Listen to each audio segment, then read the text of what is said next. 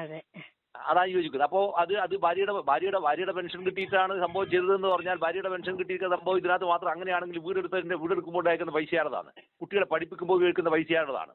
അതെ അതെ. ഇങ്ങനെ വരുന്ന നിരവധിയായ ചോദ്യങ്ങൾ. അതോടൊപ്പം തന്നെ ഇയാളുടെ നിലവിലുണ്ടായിരിക്കുന്ന സ്വത്തിന്റെയും സമ്പത്തിന്റെയും ആസ്തിയുടെയും വർധനവ് ഏത് അന്വേഷണ ഏജൻസിയാണ് ഇതുവരെ പരിശോധിച്ചിട്ടുള്ളത്? ആരാണ് പരിശോധിച്ചിട്ടുള്ളത്?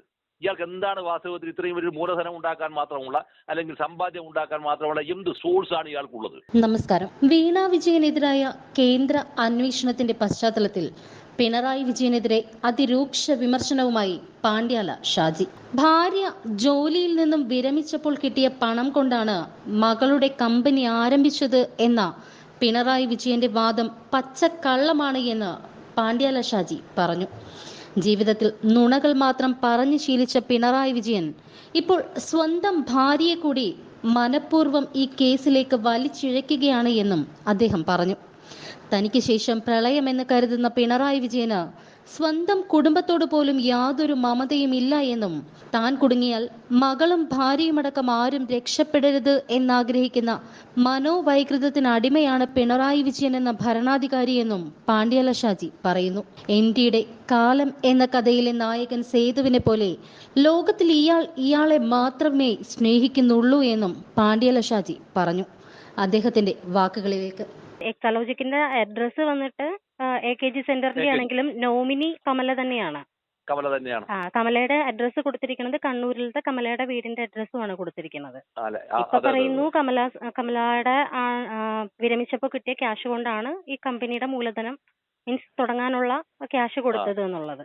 അപ്പൊ എല്ലാത്തിലും കമല കൂടി ഇൻവോൾവ്ഡ് ആണ് ഇതിനകത്ത്. അതെ അതെ.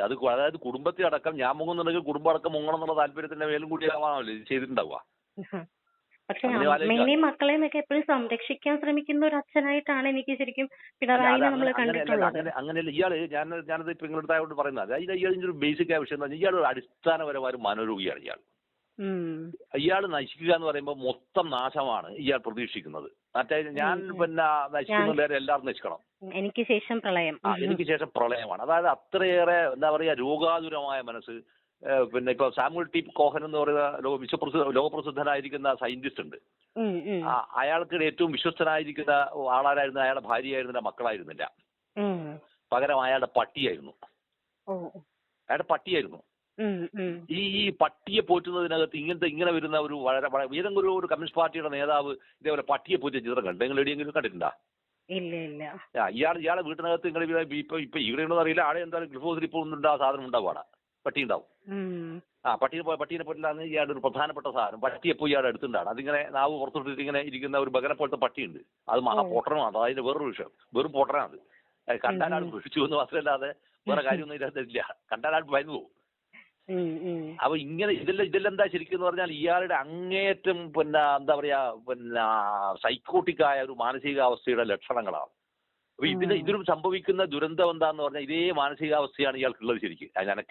ഞാൻ രക്ഷപ്പെടുകയാണെങ്കിൽ ആരും വേണം ഈ കുടുംബം രക്ഷപ്പെടണ്ട. മറ്റല്ലെങ്കിൽ ഇനി വേറെ തിരിച്ചും കളന്നെടുക്കുക. ഈ പെൺകുട്ടിയുടെ പേരിൽ ഈ സാധനം തുടങ്ങുമ്പോൾ പെൺകുട്ടിയുടെ പേരിൽ സാധനം തുടങ്ങുന്ന ഇതിന് ചീഫ് ഓപ്പറേറ്റർ ആരാ ശരിക്ക്? ഇയാളെന്നില്ലേ? ഈ പെൺകുട്ടി അതിൻ്റെ അകത്ത് വാസ്തവത്തിൽ ഒരു ബിനാമി മാത്രമാണ് അതിനകത്ത്, അല്ലെങ്കിൽ വെറും ഒരു പേര് മാത്രമാണ്. ഇതിന്റെ യഥാർത്ഥ ഓണർ ആരാണെന്ന് പറഞ്ഞാൽ ആ ഓണർ വാസ്തവത്തിൽ ഈ പറയുന്ന പരമാറിയായ കേരളത്തിലെ മുഖ്യമന്ത്രി തന്നെയാണ്. അതല്ലേ അതിന്റെ ഒരു വിഷയത്തെ നമ്മൾ സമീപിക്കുമ്പോൾ വരുന്ന ഒരു വിഷയം അതല്ലേ ശരിക്ക്?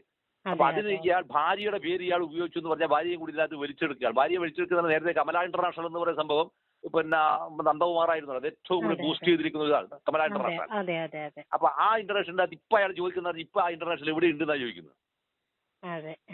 അതാണ് യോജിക്കുന്നത്. അപ്പോൾ അത് ഭാര്യയുടെ പെൻഷൻ കിട്ടിയിട്ടാണ് സംഭവം ചെയ്തതെന്ന് പറഞ്ഞാൽ ഭാര്യയുടെ പെൻഷൻ കിട്ടിയ സംഭവം ഇതിനകത്ത് മാത്രം അങ്ങനെയാണെങ്കിൽ വീടെടുക്കുമ്പോൾ അയക്കുന്ന പൈസയാണതാണ്, കുട്ടികളെ പഠിപ്പിക്കുമ്പോൾ ഉപയോഗിക്കുന്ന പൈസയാണതാണ്.